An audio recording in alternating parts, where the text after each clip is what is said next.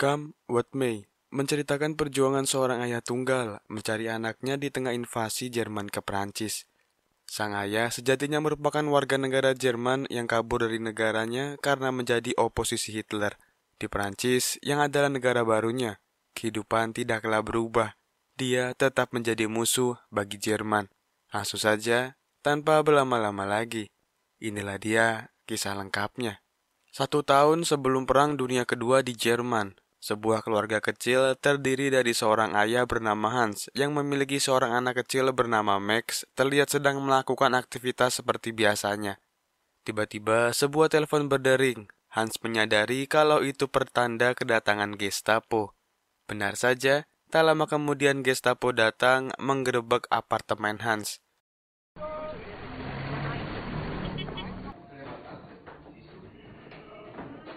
Hans dan Max berhasil melarikan diri. Sebuah flyer berisi propaganda komunis berhasil ditemukan. Itulah yang membuat Hans berserta keluarganya harus berurusan dengan Gestapo. Hans, Max, dan beberapa buronan lain terpaksa meninggalkan Jerman menuju Perancis. Namun di tengah jalan, mereka berhasil digerebek oleh pasukan Jerman yang mengejar. Hans dan Max memanjat pohon dan bersembunyi di sana. Tapi para buronan lainnya terpaksa harus menemui ajalnya. Prancis, musim panas tahun 1939. Hans dan Max tinggal bersama seorang kepala desa bernama Paulus. Selain menjadi kepala desa, Paulus memiliki sebuah bar dan bekerja sebagai petani.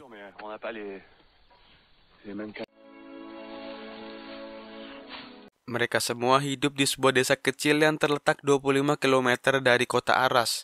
Semua terlihat damai dan tentram sebelum Jerman benar-benar menginvasi Prancis. Hans melarang anaknya berbicara menggunakan bahasa Jerman. Mereka berdua terduduk di sebuah taman makam pahlawan Perang Dunia Pertama. Max bercerita kalau kuburan adalah tempat yang memberinya kedamaian. Singkat cerita, setelah seharian bekerja, Hans mengajak anaknya bermain di bar milik Paulus. Semua larut dalam kesenangan dan berdansa menikmati lagu. Paulus memiliki seorang istri bernama Mado dan seorang anak perempuan bernama Susanna. Setelah selesai bermain, Hans mengajak anaknya naik ke atas untuk tidur siang. Tak terasa hari menjadi gelap. Tiba-tiba saja kepolisian Prancis datang lalu menangkap Hans. Hans ditangkap karena memiliki kewarganegaraan ilegal dan dicurigai sebagai mata-mata. Dia akan diadili lalu dipenjara di kota Arras. Satu-satunya orang terdekat Max harus pergi meninggalkannya. Kali ini, Susanna yang akan merawat Max selama Hans ditahan.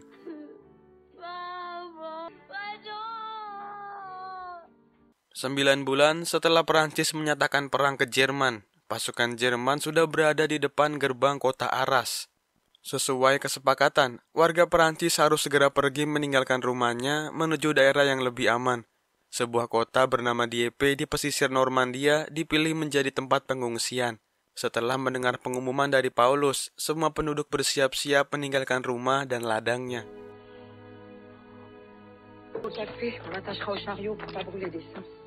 Dengan berat hati, mereka harus meninggalkan rumah yang telah ditempati sejak sebelum Perang Dunia Pertama pecah.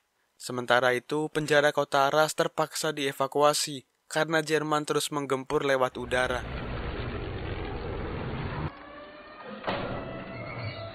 Para tahanan dan warga kota lari berhamburan di tengah serangan mematikan angkatan udara Jerman. Hans masuk ke sebuah gorong-gorong untuk menyelamatkan diri. Tanpa sengaja, dia bertemu dengan tentara Britania Raya asal Skotlandia.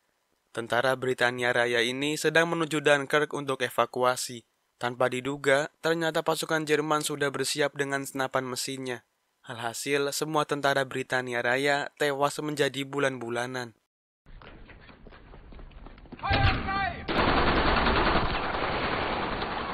Hanya tersisa Kapten Percy yang selamat dari pembantaian tadi. Hans dan Percy saling bekerja sama agar dapat keluar hidup-hidup. Hans menjelaskan dirinya adalah warga negara Jerman yang menjadi oposisi Nazi. Dia terpaksa lari ke Prancis dan malah ditangkap oleh pemerintah Prancis karena dicurigai sebagai mata-mata. Kapten Percy akhirnya ikut bersama Hans yang ingin mencari anaknya. Di sisi lain, warga desa sudah mulai berkumpul untuk mengungsi. Max dan Susan meninggalkan sebuah pesan di papan tulis sekolah untuk ayahnya. Perjalanan pun akhirnya dilakukan. Susan mendapat tugas dari ayahnya agar memantau situasi di depan. Ternyata ada lebih banyak warga dari desa lain yang ikut mengungsi.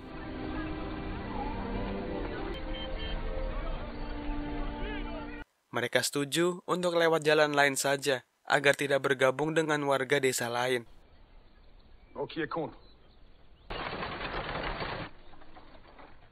Sementara itu, Hans dan Percy telah sampai di desa tujuan. Mereka terlambat karena desa sudah kosong. Ternyata ada satu warga yang tertinggal di desa bernama Albert. Albert tertidur di gudang wine miliknya saat warga mengevakuasi diri. Kacaunya lagi, Albert tidak mengetahui kemana warga akan mengungsi. Berhubung Kapten Percy berasal dari Skotlandia, Albert memberikan sebuah bagpipe alat musik tradisional Skotlandia. Di tahun 1917, orang tua Albert menyembunyikan seorang perwira Skotlandia. Sebagai rasa terima kasihnya, dia memberikan sebuah bagpipe sebagai souvenir. Sejak ditugaskan ke Prancis, 143 anak buah Kapten Percy tewas. Seluruh kompinya habis tak bersisa. Keesokan harinya, Hans memeriksa catatan di kantor desa, berharap menemukan petunjuk kemana warga kota mengungsi. Karena tidak menemukan apa-apa, dia pergi ke ruang kelas lalu menemukan pesan di papan tulis. Pesan itu adalah pesan dari Max yang ditulis oleh Susan. Namun, masalah baru muncul. Percy melihat ada 2 pasukan pengintai Jerman sedang menuju ke peternakan. Lantas, Percy langsung menarik Hans agar segera bersembunyi. Tentara Jerman rupanya menyadari kehadiran Percy di sana. Mereka secara tidak sengaja menemukan sebungkus rokok asal Inggris. Mereka langsung menggeledah peternakan.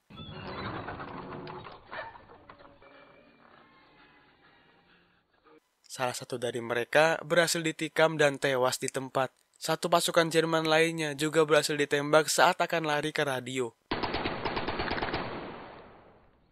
Hans yang bisa mengoperasikan radio memberikan informasi palsu ke kesatuan mereka.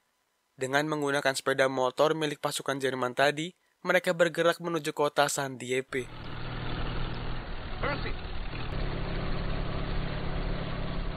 Sementara itu, di sisi lain, warga desa kembali melanjutkan perjalanannya. Susan kembali mendapat tugas mengintai jalan di depan mereka. Namun, sesuatu yang mengejutkan terjadi. Warga yang berada di depan mereka telah tewas dibantai oleh angkatan bersenjata Jerman.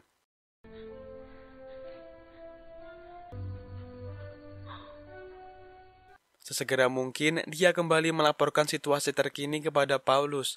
Susan yang adalah guru di desanya, mencoba membacakan dongeng agar anak-anak tidak melihat pemandangan yang mengerikan ini.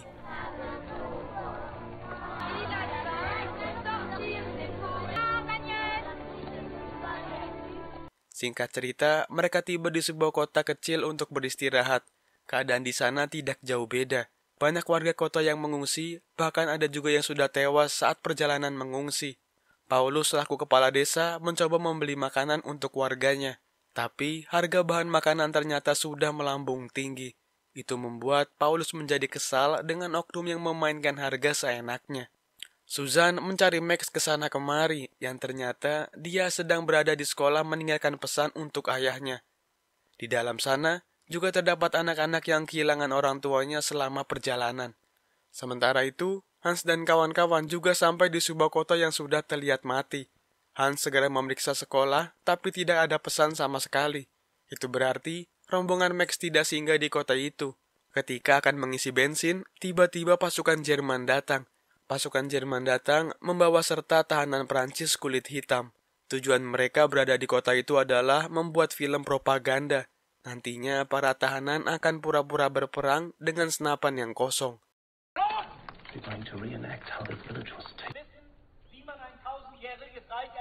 Tanpa sengaja, Albert yang sedang mencari makanan ditangkap dan disuruh ikut bergabung. Namun karena dia sudah terlalu tua, sang sutradara malah menembaknya. Di sisi lain, para warga desa setuju menjara toko yang memainkan harga seenaknya. Di dalam gudang toko, ternyata terdapat sembako yang ditimbun.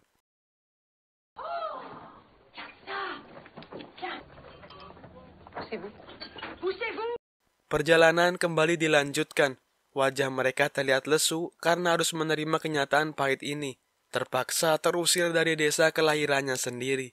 Masalah baru mereka kembali muncul. Angkatan Udara Jerman menyerang konvoi mereka.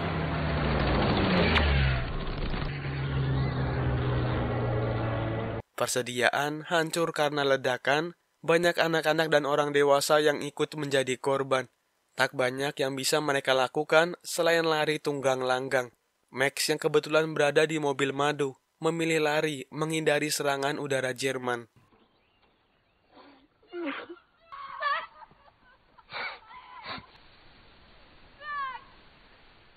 Sementara itu, rupanya Hans dan Percy berhasil lolos dari tentara Jerman. Mereka memeriksa sekolah dan benar saja ada sebuah pesan dari Max di papan tulis. Mereka berdua bergegas mengejar konvoi dan tidak sengaja tiba di TKP. Hans memeriksa mobil Mado yang rusak, tapi tidak ada Max di sana. Pasukan Prancis yang tersisa rupanya berada di sana, menyiapkan barikade terakhir untuk menghalau divisi Panzer Jerman. Akhirnya, Percy dan Hans memilih berpisah.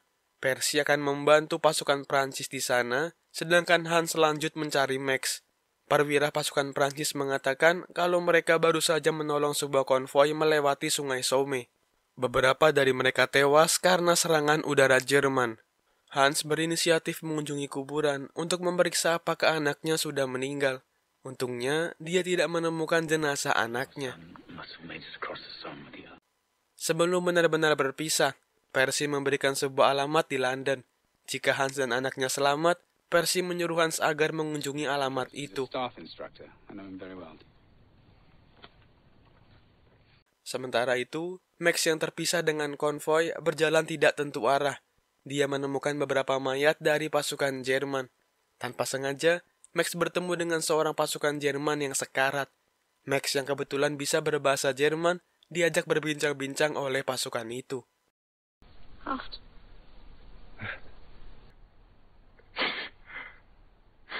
Dia menitipkan sebuah dompet agar bisa dibawa ke keluarganya di Jerman.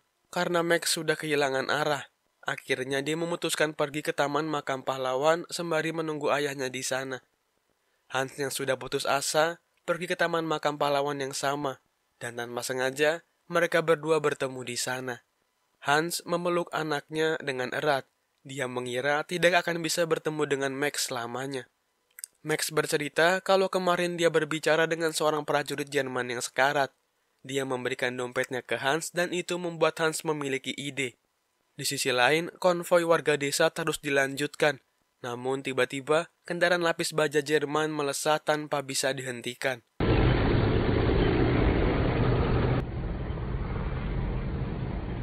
Sutradara pembuat film propaganda ikut mengambil gambar warga-warga yang sudah putus asa. Karena Jerman berhasil mendahului mereka, Paulus memilih kembali ke rumah karena baginya kehidupan di Dieppe akan sama saja. Beberapa keluarga tetap memilih mengungsi ke Dieppe karena mereka tidak tahu apakah rumahnya masih utuh. Susan tampak sangat kehilangan karena Max yang entah berada di mana. Akhirnya, konvoi dibagi menjadi dua. Keluarga yang ingin lanjut dipersilakan untuk lanjut dan yang ingin kembali dipersilakan untuk kembali. Di tengah pos pemeriksaan, Susan melihat Hans yang menyamar menjadi prajurit Jerman sambil menggandeng anaknya. Seketika itu juga, Susan berlari lalu ikut menggandeng Max. Hans beralasan kalau dia adalah prajurit yang terpisah dari kesatuannya karena terluka parah. Max dan Susan berpura-pura menjadi orang yang merawatnya. Setelah berhasil mengelabui penjaga, Hans melepas seragamnya lalu beristirahat di tumpukan jerami sebelum melanjutkan perjalanan pada pagi harinya. Dan film pun selesai.